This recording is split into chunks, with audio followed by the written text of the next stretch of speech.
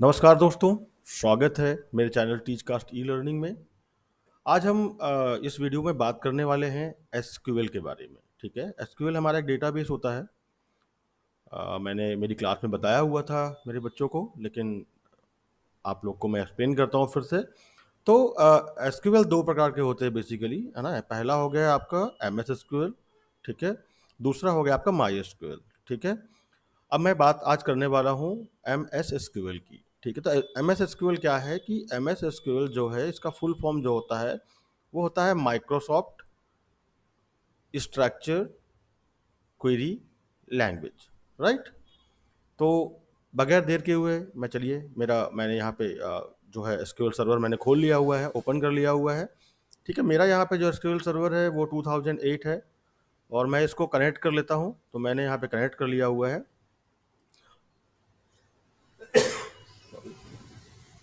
आज मैं आपको बताने वाला हूँ कि किस प्रकार से हम इसमें जो है हम क्वेरी लगाकर हमारे जो डेटाबेस है उसको एक्सेस कर सकते हैं, किस प्रकार हम टेबल क्रिएट कर सकते हैं, किस प्रकार हम जो है डेटाबेस को क्रिएट कर सकते हैं। तो सबसे पहले तो हमको एक डेटाबेस क्रिएट करना है। तो मैं सबसे पहले तो मेरे जो सर्वर है उस पर मैं राइट क्लिक करूँगा और इस पे जाने के बाद यहाँ पे मैं आ जाऊँगा न्यू क्वेरी पे, क्योंकि हमको अभी सर्वर पे एक डेटाबेस क्रिएट करना है। तो सब हमको पहले राइट क्लिक सर्वर पे करना होगा। राइट क्लिक करके आपको यहाँ पे ऑप्शन मिल जाता है न्यू क्वेरी का, ठीक है। तो ये मेरा एक जो है इंटरफेस खुल जाता है यहाँ पे। एंड यहाँ पे मैं आपको एक डेटाबेस क्रिएट करके दिखाता हूँ वो किस प्रकार होगा। तो मैं लिखता हूँ एक क्वेरी, क्रिएट डेटाबेस, ठीक है। मैं इस डेटाबेस का एक नाम दे देता हूँ। तो मैं इसको दे देता हूँ टीचकास्ट,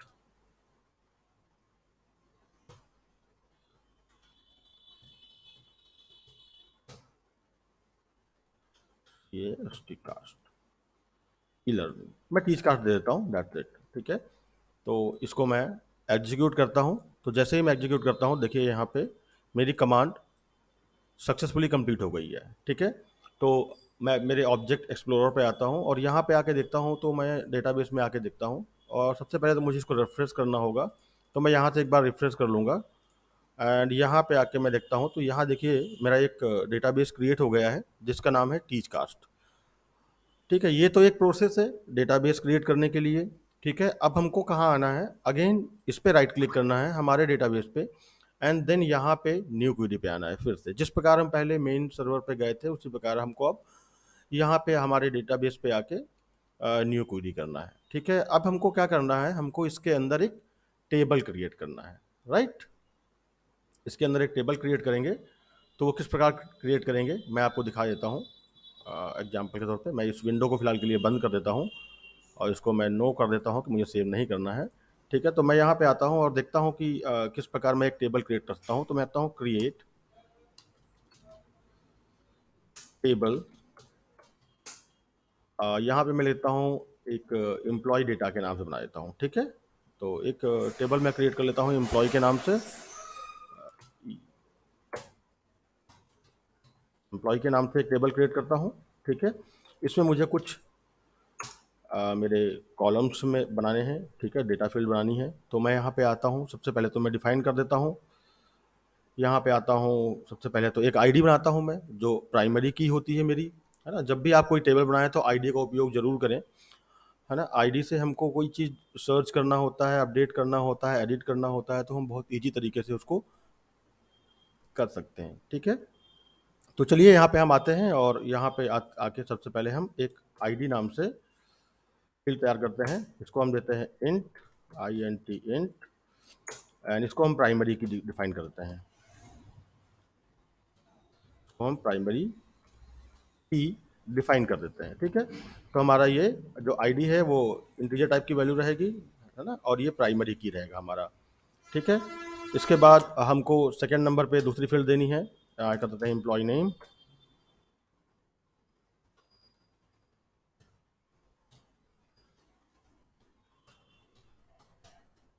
एम्प्लॉय नेम ये मेरा किस टाइप का रहेगा, ये रहेगा वर्चर, ठीक है।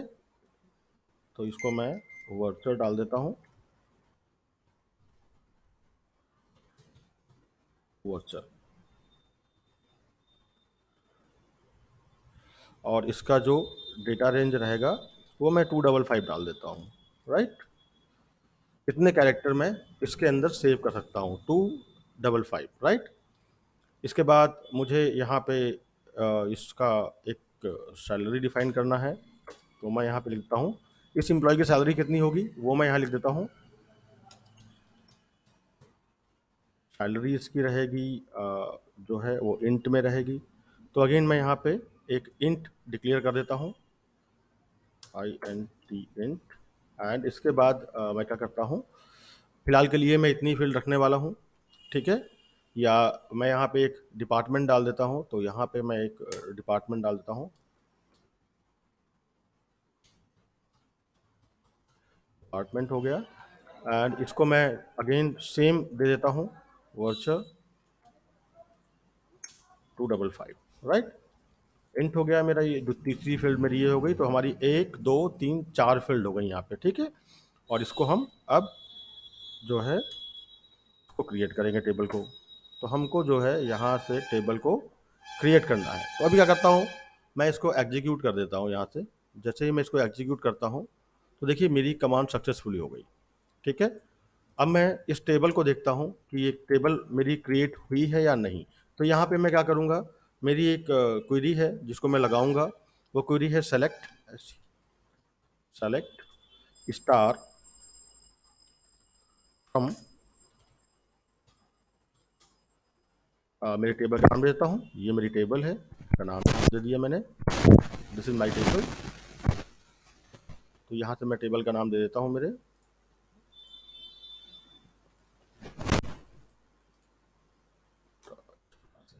एंड मैं इसको इस क्वेरी को एग्जीक्यूट करता हूँ। तो देखिए दोस्तों, यहाँ पर मेरी जो है टेबल यहाँ पे क्रिएट हो गई है, जो जो मैंने फील्ड दी थी वो सारी फील्ड यहाँ पे आ गई है। आईडी आ गई है, एम्प्लॉय नेम आ गया है, डिपार्टमेंट आ गया है, सैलरी आ गया है, ठीक है। तो अभी मुझे क्या करना है, अभी तो ये मेरी सिलेक्ट क्वेरी हो गई है, आप इसको नोट डाउन कर सकते हैं। आपको पर्टिकुलरली किसी एक चीज़ को देखना है, केवल एक कॉलम को देखना है, तो आप यहाँ पे स्टार को हटा के सेलेक्ट, यहाँ मैं लिख दूँ डिपार्टमेंट, केवल मुझे डिपार्टमेंट वाइज देखना है, तो मैं यहाँ पे आके डिपार्टमेंट वाइज दे सकता हूँ,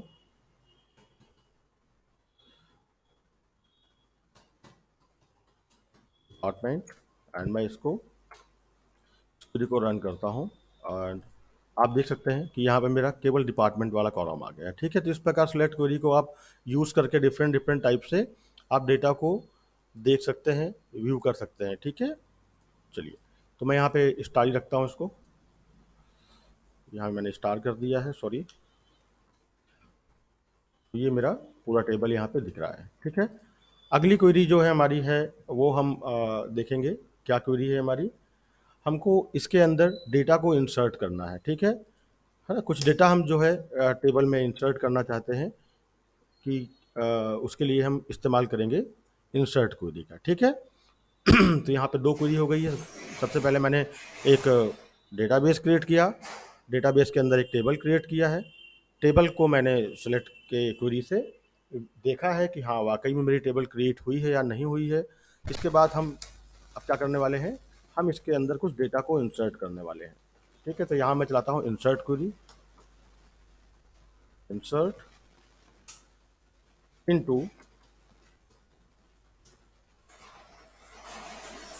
यहाँ पे टेबल का नाम दे देंगे, जो मेरी टेबल है वो एम्प्लॉय है, ठीक है। तो एम्प्लॉय के अंदर मुझे क्या इंसर्ट करना है, तो मैं रेंज दे देता हूँ। सबसे पहले तो हम क्या करते हैं, जो हमारे टेबल की जो टेबल में रेंज है हमारी, जो टेबल में कॉलम्स हैं, उन कॉलम्स के हम नाम दे देंगे। तो सबसे पहले मेरा आने वाला है इसके अंदर, फर्स्ट में आएगा मेरा आईडी, हमको इसको ब्रैकेट के अंदर लिखना है, ब्रैकेट के अंदर लिखना है, ठीक है। तो सबसे पहले मेरा आएगा आईडी, तो यहाँ पे है सेम लिखना है आपको, अगर स्मॉल में है तो स्मॉल लिखना है, कैपिटल में है तो कैपिटल लिखना है। तो मैंने यहाँ पे, मैं यहाँ से बेटर है कि मैं यहाँ से इसको उठा लूँ। पहला कॉलम मेरा हो गया आईडी, दूसरा हो गया मेरा एम्प्लॉय नेम, तीसरा हो गया मेरा डिपार्टमेंट, यहाँ पे डिपार्टमेंट डाल देते हैं, एंड लास्ट वाला हो गया मेरा सैलरी, ठीक है, तो मैं सैलरी को उठा के यहाँ ले लेता हूँ। ठीक है, ये तो हमने हमारे डेटाबेस की फील्ड का डिक्लेरेशन कर दिया हुआ है। ठीक है, अभी हमको क्या करना है, अभी इसके अंदर इनके अंदर हमको कुछ वैल्यू पास करनी है। ठीक है, तो हम वैल्यू पास कैसे करेंगे, तो यहाँ पे हम लिख देते हैं वैल्यूज, वैल्यूज है ना। तो वैल्यू भी हम सेम तरीके से पास करेंगे। क्या क्या वैल्यू पास करेंगे, तो हम यहाँ पे सबसे पहले तो हम वैल्यू पास कर देते हैं, पहली वैल्यू डाल देते हैं आपका, तो first value is employee name, तो मैं यहाँ पे नेम दे देता हूँ। तो नेम हमको देना होगा कोट्स के अंदर, तो यहाँ पर हम दे देते हैं मैं देता हूँ Raju, employee name is Raju.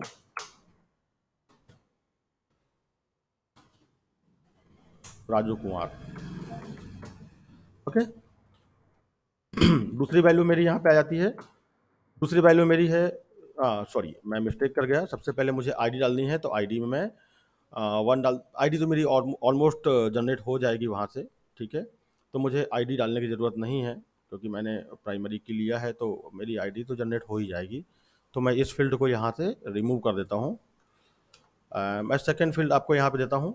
अगली फील्ड है मेरी डिपार्टमेंट, तो मैं इसको भी कोड के अंदर डिपार्टमेंट लिख देता हूँ। तो मैं यहाँ लिख देता हूँ HR, HR department. Okay, again मेरी अगली फील्ड आती है, यहाँ पे आती है सैलरी, तो मैं यहाँ पे सैलरी को इंसर्ट करा देता हूँ, it should be 15K। Right, तो ये मेरी जितनी यहाँ पे फील्ड है, ये वाला डेटा मेरा यहाँ पे जाएगा, ये वाला डेटा मेरा यहाँ पे जाएगा, ये वाला डेटा मेरा यहाँ पे जाएगा। ठीक है, इसके बाद मैं इसको क्या करता हूँ, इसको मैं टर्मिनेट कर देता हूँ एंड इस क्वेरी को मैं रन करता हूँ। तो यहाँ पे कुछ प्रॉब्लम है, आईडी नल है। ठीक है, मैं यहाँ पे देखता हूँ, कुछ आईडी डालता हूँ। यहाँ पे आता हूँ आईडी, यहाँ से एक आईडी भेज देता हूँ, देखते हैं। तो यहाँ से मैंने ऑर्डर, मैं एग्जीक्यूट करता हूँ। तो ये देखिए यहाँ पे मेरा जो है डेटा सेव हो गया है। अब मैं इसको डेटा को देखता हूँ कि सेव हुआ है या नहीं हुआ है, तो मुझे वापस सेलेक्ट क्यूरी पे जाना होगा और मैं इसको एग्जीक्यूट करता हूँ। देखिए, तो यहाँ पे मेरा पूरा डेटा इंसर्ट हो गया है ना। Raju Kumar, employee ID 1, Raju Kumar, department HR department and salary is 15K। Okay, चलिए ये तो हो गया मेरा इंसर्ट क्वेरी। अब मैं बात करता हूँ एक, सपोज मुझे सैलरी इससे कुछ मुझे लग रहा है कि सैलरी इसकी गलत डल गई है, तो मुझे इसको क्या करना होगा, मुझे इसको अपडेट करना होगा। ठीक है, यहाँ पे मैं क्या करूँगा, एक अपडेट क्वेरी का यूज़ करूँगा, जहाँ से मैं इसकी सैलरी या इसका नाम है ना या इसका डिपार्टमेंट मैं एडिट कर सकता हूँ। तो ठीक है, तो चलिए दोस्तों हम यहाँ पे इस्तेमाल करते हैं अपडेट क्वेरी का। अपडेट, ये मेरा टेबल नेम हो गया, तो मैं टेबल नेम यहाँ डाल देता हूँ और क्या करते हैं इसको, फिर हम बात करेंगे अपडेट की। तो चलिए यहाँ पे हम डाल देते हैं अपडेट टेबल, ये इसको सेट करते हैं, सेट के अकॉर्डिंग सेट करना है हमको, सेट करना है यहाँ पे इसका जो सैलरी है। ठीक है, तो मैं ये सैलरी पे आता हूँ और इस सैलरी के अकॉर्डिंग हमको कुछ चेंजेस करने हैं, तो हम यहाँ सैलरी वाला जो कॉलम है उसको ले लेंगे। सैलरी वाला कॉलम मैंने ले लिया यहाँ पे, और इसके बाद जो है मैं क्या करता हूँ, इसकी वैल्यू पास करवा देता हूँ। ठीक है, कि इसका कितना होना चाहिए। ठीक है, इज इक्वल टू मैं डाल देता हूँ 20K डाल देता हूँ। ठीक है, राइट, एंड इसके बाद क्या करते हैं, इसको हम अपडेट कर देते हैं। चलिए यहाँ इसको अपडेट करते हैं एंड एग्जीक्यूट करते हैं। तो देखिए हमारी यहाँ पे अपडेट क्वेरी हो गया है, अपडेट हो गया है डेटा, रन हो गई है हमारी क्वेरी। अभी हम देखते हैं कि क्या ये हमारा डेटा चेंज हुआ है। तो आप देख सकते हैं कि हमारा यहाँ पे जो सैलरी था वो 15K से 20K यहाँ पे हो गया है। उम्मीद करता हूँ आपको समझ में आ रहा होगा ये। ठीक है, अगर नहीं समझ में आता है तो आप मुझे नीचे कमेंट्स कर सकते हैं, मैं आपको अपडेट दे दूंगा इसका। ठीक है, ये तो हमारी हो गई अपडेट। हमने अभी तक कितनी क्वेरी देख ली है, हमने दे दिया है, देख लिया है। सबसे पहले हमने डेटाबेस क्रिएट किया, देन टेबल क्रिएट किया, देन हमने एक सेलेक्ट क्वेरी चलाई, इसके बाद इंसर्ट क्वेरी चलाई, इसके बाद हमने अपडेट क्वेरी चलाई, राइट। अभी हमको नेक्स्ट क्वेरी जो है वो देखना है कि हमको कुछ टेबल में कुछ नया ऐड करना है। ठीक है, आगे एक क्वेरी है जिसको हम बोलते हैं कि हम एक टेबल में कोई एक नया मुझे फील्ड ऐड करना है। ठीक है, कैसे, मतलब मेरा जैसे यहाँ पे ये मेरा टेबल है, यहाँ पे सारी कॉलम्स हैं। ठीक है, मुझे यहाँ पे कुछ नया फील्ड ऐड करना है, तो वो किस प्रकार मैं ऐड करूँगा तो आपको बताता हूँ मैं। तो यहाँ पे हम करेंगे alter table, alter table, table, then table का नाम दे देंगे हम, किस टेबल को हमें ऑल्टर करना है, इसमें हमें ऐड करना है एक कॉलम। ठीक है, उस टेबल का नाम दे देंगे, और इसके बाद हम क्या करेंगे, यहाँ पे जो है एक क्वेरी चलाएंगे, काहे चलाएंगे, ऐड, ऐड लिखेंगे। ठीक है, अब ऐड में क्या आएगा कि हमको जो जो फील्ड चाहिए, जितनी फील्ड चाहिए, एक या एक से ज़्यादा, तो हम क्या करेंगे, यहाँ पे उसका नाम दे देंगे पहले। तो यहाँ पे हम नाम दे दिए हैं, इसका नाम दे दिया मैंने, यहाँ कर देता हूँ मैं रिपोर्टिंग लिख देता हूँ, आप कुछ भी दे सकते हैं, जो भी आपकी फील्ड हो, केवल रिपोर्टिंग कर देते हैं। ठीक है, ये जो है किस टाइप की फील्ड रहेगी, तो ये रहेगी, मैं यहाँ पे फील्ड का नाम दे देता हूँ कि ये रहेगी एनवर्चर। तो यहाँ से मैं ले लेता हूँ, मैं सॉरी, वर्चर रहेगी, तो मैं यहाँ से ले लेता हूँ वर्चर। इसके बाद यहाँ पे मैं आता हूँ और इसको जो है डिफाइन कर देता हूँ कि मेरा कितना इसके अंदर डेटा का लिमिट रहेगा, तो मैं 255 कर देता हूँ।